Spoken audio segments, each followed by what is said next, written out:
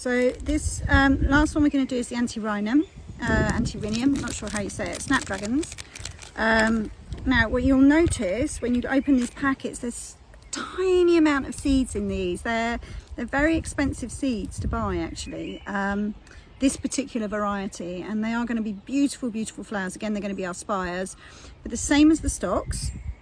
If you watch that video, we don't want to cover them with vermiculite. You can cover those over with soil. I've sowed mine, so I'm just going to sow them, do it over like that, or you can sprinkle a bit of soil over the top.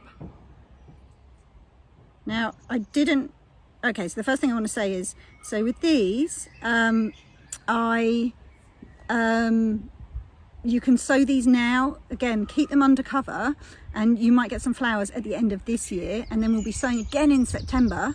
And if you want to sow them again in September, and then we should get very early blooms as long as they're under cover. You want to grow these things outside, you kind of have to start them off early in the year, like February time, and then put them out when they're a bit bigger. So I've got some that are just starting to bloom now. I actually bought them as seedlings back in sort of February, March time. Put them out, no, probably April time actually. Put them out into the garden, and they are just starting to bloom now.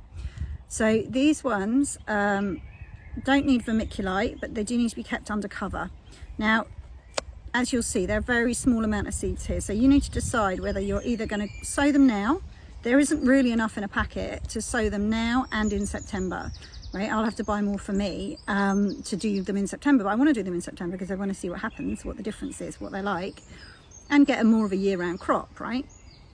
So I've sowed all of mine now, so you need to decide whether you're going to sow yours now and then maybe get some more in September, or not bother with September, or whether you are going to save yours, so your anti-rhinum, and there's ivory and apple blossom, whether you're going to save yours and actually sow them in September instead. So that's the decision you need to make. Handle these very carefully. They are like gold dust. And hopefully they're going to give us some beautiful, beautiful, beautiful spires, nice strong flowers that will grow next year. So that's those done. Now, the only other thing I want to say is I forgot to water this before I planted the seeds this time around.